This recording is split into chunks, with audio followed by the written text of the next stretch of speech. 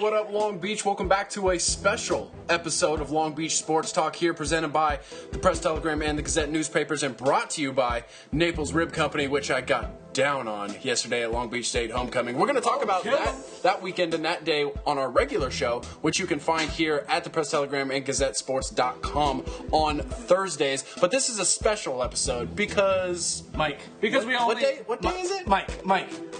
What day is it? Guess what day it is? Bracket Day! Bracket Day! This is the episode where we leave out all of the stuff that you don't care about and entirely talk about high school football in a veritable buffet of prep football action. That is sports editor Mike Garabasio. I am sports editor JJ Fiddler. Across the table there, the man with many hats, Tyler Hendrickson. And we had a very special day in Los Alamitos. I don't say that very often.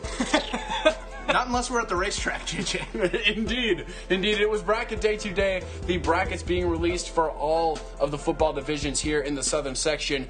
And it, like we said on the show, it's a bunch of big guys in basketball shorts and flip-flops early Sunday morning, looking at pieces of paper, trading DVDs, and flipping coins. It's an interesting scene. It's sort of like my first trip to the vet swap meet, actually, yeah. But it's very exciting for us. There's sort of two unofficial holidays if you're a big high school sports fan. There's bracket day and signing day.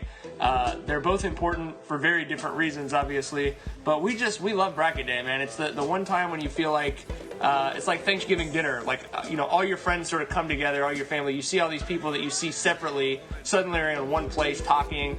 It's a fun day always to cover because, like you said, you just get to go coach to coach to coach to coach, sort of getting their thoughts on their game, where they are in the season.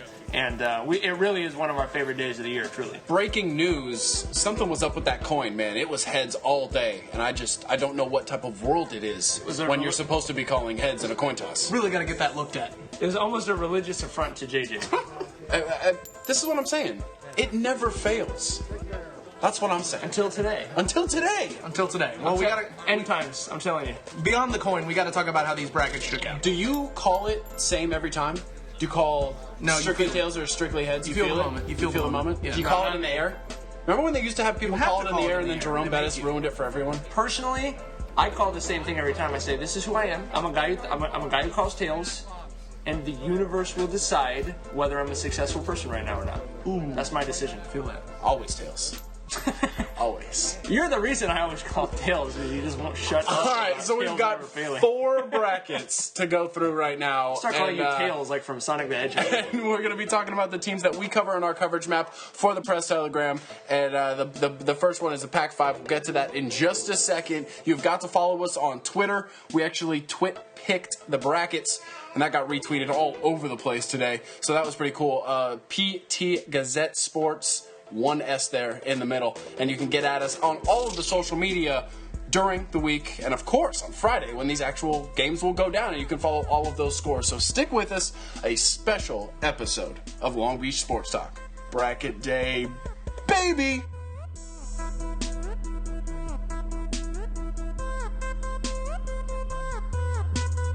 Oh, they're buzzing about this Pac-5 bracket right now. All over Twitter. Heck, they were buzzing about it at the CIF office because it's interesting. I think it's safe to say that Pac-5 is to high school football what high school football is to every other sport. It's the premier thing. It's what everyone cares about. Obviously, it's one of the best playoff brackets anywhere in the country because you've got so many good teams. And now with the Trinity League, obviously, ascending the way that it has, you really have just kind of powerhouses top to bottom. But especially on the bottom this year. Yeah, you're right. And let's be honest, I mean, the Pac-5 bracket is always difficult because there's a lot of rules, a lot of things that CIF tries to be hold to, and it's very complicated. And there are so many good teams in this bracket, and we kind of do get surprised one way or other where we're expecting things to go a certain way, and then we always get that curveball for one reason or another. And it seems like the rules change every year. Well, it's not leagues and how many teams get in, and all. It's not the NCAA tournament. These teams are not seeded to where then you could like break down where there's, you know what I mean? It's not that simple. Like you said, it is complex. Now the teams that are in our coverage map who are in the Pac-5 bracket are St. John Bosco, Cabrillo, Lakewood, and Poly, and all of those teams have very, very different challenges in this bracket. But let's first say that the number 1 seeded St. John Bosco Braves have a red carpet of a draw in this bracket. Without question, yeah. If you were on Twitter, you saw us tweeting about it. You saw the LA Times tweeting about it. You saw the Cal High Sports tweeting about They it. buzzing, Mike. I told you they buzzing. The upper half of that bracket is you never want to say there's such a thing as a cakewalk in the Pac-5 playoffs, but Bosco. Yeah, I mean, it lays out. They've got Agura in the first round. They would see the winner of Tesoro and Cabrillo in the second round. They would likely see Alemany in the semifinals if Alemany doesn't get upset. And don't sleep on Servite. Those Friars are peaking at the right time right now, so they would have to play Alemany possibly in a second round game there. But then the group on the bottom is the group of death, right? I mean, it's real tough. I mean, that group on the bottom is very difficult. And yeah, I mean, Bosco's got to be so happy with how this thing lays out for them. But there's some severe challenges on the bottom of that bracket. Some very, very good teams. And specifically, you look at Poly. I mean, that is a brutal first-round matchup for the Jackrabbits. Well, I think a lot of people would say, including the Poly coaching staff, that of the 4 teams we just mentioned that we covered, I think Poly got the hardest draw, despite being the 3 seed. Well, they got the second round matchup that they should have gotten, right? They're playing the winner. Yeah. They're playing the winner of the Notre Dame St. Bonaventure game. It is kind of funny when you're Poly and you're the 3 seed and you're 9-1, and then you're looking at Cabrillo, who's 4-6, as the 2 seed, and you really wish you had the game that Cabrillo had. Right. You wouldn't necessarily want Cabrillo's second round matchup if they win. But yeah, when you strictly look at first round, that's a difficult draw for the Jackrabbits, and they're going to have to take on another Trinity League team. At least I have the benefit of being at home. Have we yet mentioned they're playing Orange Lutheran? That's what this is about. That they've got Orange Lutheran who lost to Servite, a team that beat Poly on a Hail Mary. An Orange Lutheran team that played Bosco, I think, probably tougher than any other team this season has played Bosco. Sure. I mean, a team that has been ranked in the top 7. I think most would probably. Poly head coach Raul Lara thinks they're one of the very best teams in the bracket. And yeah, I mean, that bottom half of the bracket, just to get back to it, if you go by the LA Times or you go by Max Preps or CIF rankings, one way you cut it, 7 or 8 of the top 10 teams in the bracket are on that half of the bracket. Well, it's tough. I mean, you look at the overall numbers. The bottom half of the bracket, the overall combined wins and losses, they're 60-20, and then the top half of the bracket are 54-26. So there's a 6-game difference there. And then of the 4 teams, that doesn't necessarily tell the full story of how much better the bottom half is, for sure. No doubt, but it's a quick look. And of the 4 teams in the bracket that are 500 and below, 3 of those 4 are on the top half, and just 1 in Crespi on the bottom. So you just got to go out and win 4 games, and it's not everybody's going to end up being easy. Speaking of tough draws, Mission Viejo got a real tough draw. Oh yeah. If they win their home game, then they might have to go on the road and see Mater Dei in the second round. That's difficult. See, but to me, like, you expect a second round game in the Pac-5 to always be very hard because the top 8 teams in the Pac-5 are just very, very, very good. Right. You usually don't have to go. But they start with usually don't have to go on the road in the second round to play the second place team from last year, a team that made the championship last year. You usually don't have to go on the road to play that team in the second round if you're the number 2 seed. Right. I mean, Mission had to host the eventual champion last year in the second round. I mean, it is always so hard once you start cutting it down. But they do at least get to start at home against a team with a sub-500 record. Well, and let's talk about, outside of necessarily the elite, Jason Brown's Cabrillo Jaguars, we're kind of talking about how easy Bosco's draw is, but, I mean, Cabrillo has a chance right here to win a playoff game, which has been something they've been trying to build towards. They finally get into second place in the Moore League, and they are very happy with this matchup. We're kind of thinking they might get to play Tesoro and have been able to look at that team, and Jason Brown says this is the best draw they've had by far going into the playoffs. So that could be a story that the Moore League, they're feeling like they have a chance at getting more than 1 win this year. Lakewood's actually looking at an opponent that they saw a few years back. They played Alemany at home in the playoffs under Thad McNeil, and now first-year head coach Kenrick Jameson and the Lancers are playing Alemany on the road. And it's really interesting. That senior class, man, they have been through a lot. My goodness, they've seen 3 head coaches. They've seen different philosophies on both sides of the ball. They were there for when this team made the semifinals 2 years in a row, and now they're looking at it like, well, we've got to make the playoffs, right? It's like, got to keep this streak alive. So that's just a really interesting story there. There's interesting stories all over the place, and we're going to get into these stories as the week gets longer. So make sure you come back all week long for the other episode of Long Beach Sports Talk that we mentioned earlier, but also for our football previews, because we like to get down and dirty. We like to break these teams down and really really let you know what you're going to see on Friday night? Well, the first thought that came to my head was like, wow, I cannot believe we got Orange Lutheran because, Orange Lutheran is a very good football team. I think if they're in any other league, they're probably league champions. Heck, I went to their Servite Orange Lou game, and they pretty much had that game handled. Servite came up with a Hail Mary at the end of the game and ended up pulling it out. So we got our hands full. That was one team, out of all the teams that were in the bracket, that was the one I was more worried about in all of them. For right now. We've been able to develop some depth through the way, and right now we're as healthy as we've been. Every single guy that we need available is available for us. We even got a receiver back that broke his leg early in the year. He's back now, and he'll be 100% this week, so that's going to be beneficial for us. But it's still this 4 straight weeks. We got to stay healthy week after week after week. So that'll be another question next week after Gura, see how assess it on Saturday morning and see what we're going to have for next Friday. The Pac-5 might be the top division, but the Southeast is the one that's jam-packed with the teams that we cover. Suburban League, SGVL, Southeast Division, and the crown jewel of the Southeast all season have been the undefeated Norwalk Lancers. Rob Weigott, the CIF commissioner, gave us a little shout-out when I ran into him at bracket day and said he really loved that we've been calling the Southeast the Long Beach area bracket, because that is exactly what it is for the reason you just mentioned, Tyler. Indeed. Norwalk's in there, Dominguez, Paramount, La Mirada, Downey, and Mayfair all in the mix, all trying to win that ring. We've actually got a possibility of Norwalk, Dominguez, and Paramount La Mirada as the top part of that bracket playing each other, which would then guarantee us a chance to cover a championship game, which is fantastic. Which is awesome. And there's only 2... Nice to do that after the first week, potentially. Yeah, there's only 2 first-round matchups that don't have a team that we cover, which is crazy. This is just a chock-full bracket. And let's be honest, a bracket chock-full of teams that could make a run. Because, Norwalk obviously up at the top. Downey, defending champions here that have really started to find their momentum, and then the rest of those SGVL teams. Dominguez, really good ball club, could have easily won that league and dominated for much of the season. Paramount, incredibly, they did win the leagues. We had a 3-way league championship. Exactly. So yeah, exactly. But they looked like they were going to win it by themselves. Paramount has been proven to compete with those teams, and oh my goodness, Mayfair almost upset Norwalk. Came within seconds. So all of these teams ready to make a run. Don't even have to mention all the D1 talent at La Mirada. Who did I not mention? That's everyone. Yeah, it is everyone. I'm so fascinated to see a possible Norwalk-Dominguez matchup in the second round. My. Covered a game this year, the Paramount-Dominguez game, where Dominguez did not attempt a pass. And I know we've talked on this show multiple times about how Norwalk runs the double wing. Favorite t-shirt of the day, by the way, was a Norwalk t-shirt that just said double wing football. Just double wing football. Who puts their style of football on a t-shirt? Norwalk. future CIF champions, potentially. Yeah, as Tyler mentioned, those Lancers seeded 1 overall. They haven't lost. Truthfully, if there's a team outside the Pac-5 that we're excited to watch this year, we'd have to say Norwalk, right?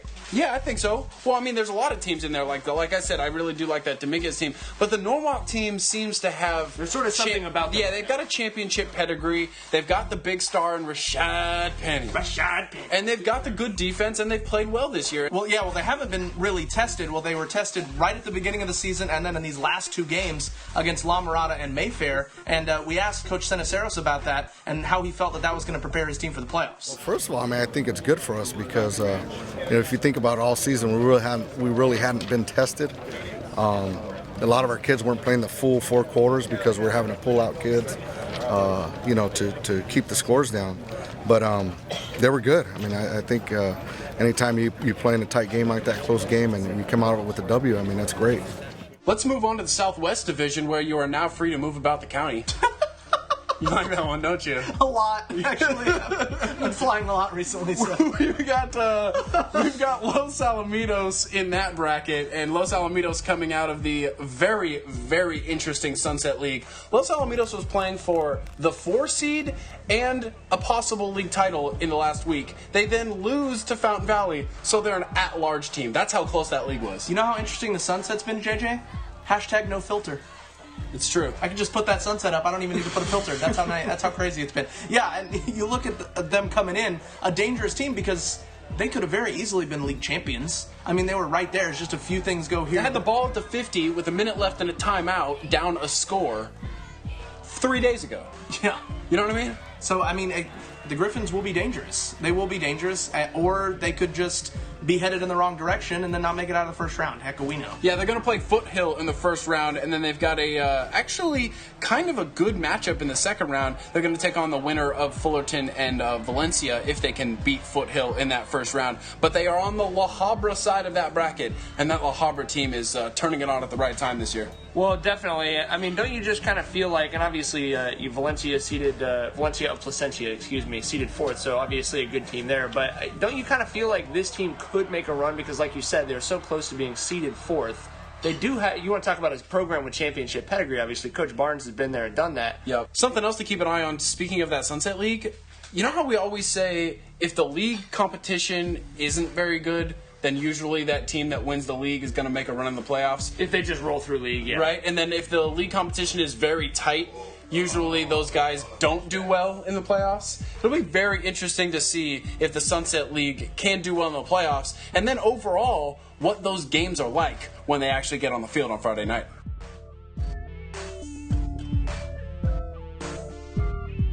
The Northeast Division does not necessarily get the most media love, but we were just as excited to get our hands on that one because St. Anthony continues their sort of uptick through that program's history. Recently, they've been very good and getting better, and sure enough, they get in easily as an at-large this year to the Northeast Division. But with a bit, they're going to burn some gas. They're not helping the environment with their first-round game because they are all the way at Desert Christian. Yeah, that is near Edwards Air Force Base, if you know where that is. I gotta be honest with you guys. I was a little excited when these brackets came out because I thought St. Anthony was gonna play dessert in the first round, and I always start having dessert for breakfast. So it was kind of like that. Like, oh my gosh, they're gonna have ice cream for breakfast. It was like, oh, does that ruin your appetite for the rest of the bracket if you ate dessert first? Obviously not, but yeah, they're playing desert, which is a little bit different. It might be hot. The key for St. Anthony, can they get healthy? Because you just really feel like this team could have done something special. They just couldn't quite have their starters out on the field, and so we talked. That was one of the things we wanted to touch on with head coach Mario Morales. How healthy is your team? How ready will they be for this first round? Well, that obviously, like Tyler said, that was the first thing we asked him. He says they're about as healthy as they've been all year. He says no major injuries that will be holding them back going into that first-round game, obviously, as they try and pull an upset of the number 4 team in the bracket. The champions of what league do they play down there? The Desert Mountain League, and there's got to be something against having the name of your school in the name of your league. Yeah, we don't cover Moore High School. Right? I mean, that would be, although it just seems deserving. The boss. It just seems like they should be the Desert League or the Mountain League to me. I don't know. But maybe they probably have a mountain high school in there. What do we know? Maybe also true. Maybe it's a 2-team league with Desert and Mountain High School. Why don't they just be the Landscape League or the It's Really Hot Out Here League? I don't know. One other team we've got to mention in their bracket, in the 8-man Division 1 bracket, is the Avalon Lancers, who won their first round game 74-24. Closer than the scoreline would indicate. No, it wasn't, because it was 60-0 at halftime. They ran for 375 yards and 8 touchdowns in that one. Now they have a tough game coming up against the number 1 seed, undefeated number 1 seed Mojave in that 8-man Division 1 bracket. So we'll talk a little bit more about that game on Thursday. But it is worth mentioning we actually have teams in 5 brackets if you count that 8-man one, which did get underway last week. Well, we're talking about Desert. We're talking about Mojave. I am thirsty for football right now. Oh, you and everybody else in Southern California. The brackets are out. We're going to break them down all week. Like we said, make sure you come back for the game previews as we get ready for a full weekend of football. Oh, man, it's going to be pretty fun. It always is. You're going to find all of that coverage right here at GazetteSports.com and the Press Telegram. We got to get out of here. We got NFL football to watch, and we got to get rested up because it's going to be a big week. JJ's Chargers are playing Tyler's Broncos, which means if we don't put this show to bed soon, we may have a fist fight on our hands. For everybody involved in the newspapers and this show, for Mike, for Tyler, for JJ, for all of these playoffs. For JJ. Ooh-wee. He doesn't really have to say for JJ. Let's get it going. Seems in some ways like he wouldn't need to We'll say see y'all in the stands, Long Beach. I agree, Tyler. Peace. Oh, okay, that's making the outtakes. He was recording. Not live.